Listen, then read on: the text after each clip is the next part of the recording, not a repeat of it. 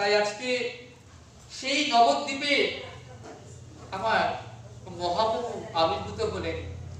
সেই রাধা গোবিন্দ মিলিত তনু, যিনি বৃন্দাবনে ডুব দিলেন আমার গোবিন্দ, আর গিয়ে উঠলেন কোথায়? সিধাম নবদ্বীপে।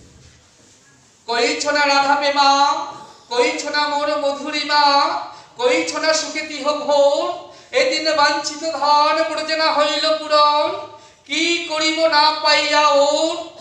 তাই ভাবিয়া দেখুন মনে, রাধার স্বরূপ বিনে বাসনা পূর্ণ কভু নয়। তাই রাধা ভাব কান্তি ধরি, রাধা প্রেম গুরু করি, নদিয়াতে করব উদয়। ঘুচিবে মনের রাধা, ঘরে ঘরে বিলাব প্রেম ধন। কইছো না রাধা প্রেমা, রাধার প্রেমটা কেমন এটা গোবিন্দের জানা হলো না। কইছো না মোর মধুরিমা, আমার মাধুর্যই বা কেমন। রাধা আমাকে ভালোবেসে কি সুখ পায় এটা তো আমার জানা হলো না। কইছো না মোর মধুরিমা, ভগবানের অনন্ত মাধুর্য। ভগবান কিন্তু নিজে জানেন না তার মাধুর্য কেমন।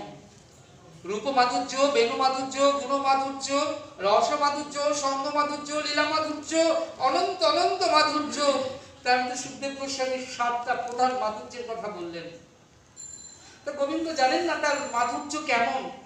কইছো না রাধা প্রেমা, কইছো না মোর মধুরিমা, কইছো না সুখে তিহ ভোর। আর আমাদের এই যে প্রেমে কি সুখ উৎপন্ন হয় এটা তো জানা হলো না। কেন না, গোবিন্দ তো ভগবান। রসগোল্লা নিজে কিন্তু জানে না মা তার স্বাদ কেমন, সে সুমিষ্ট কিনা রসগোল্লা নিজে জানে না। যদি জানতে হয় তাহলে রসগোল্লার অঙ্গ থেকে একটা জিহ্বা বের করে নিজের দেহকে নিজে লেহন করে তবে জানতে হবে রসগোল্লার স্বাদ কেমন। ভগবান যে অনন্ত মাধুর্য মণ্ডিত, ভক্তরা তাকে সেবা করে তার নাম গুণ কীর্তন করে হা গোবিন্দ দয়া করে বলে কেঁদে কেঁদে কি সুখ পান, এটা কিন্তু গোবিন্দের জানা হলো না। এটা ভগবান নিজে জানেন না। জানে কে? তার ভক্ত জানেন। ফুলের বক্ষে মধু জন্মে, সেই মধু কিন্তু স্বাদ ফুল কখনো আস্বাদন করতে পারে না মা।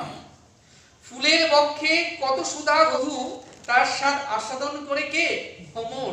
ভ্রমর ফুলের সৌরভে, ফুলের রূপে আকৃষ্ট হয়ে, ফুলের সৌরভে আকৃষ্ট হয়ে গুনগুন করতে করতে ফুলের বক্ষে এসে বসে, ফুলকে ভালোবেসে, ফুলকে চুম্বন করে, ফুলের মধু আহরণ করে খেয়ে মদমত্ত হয়।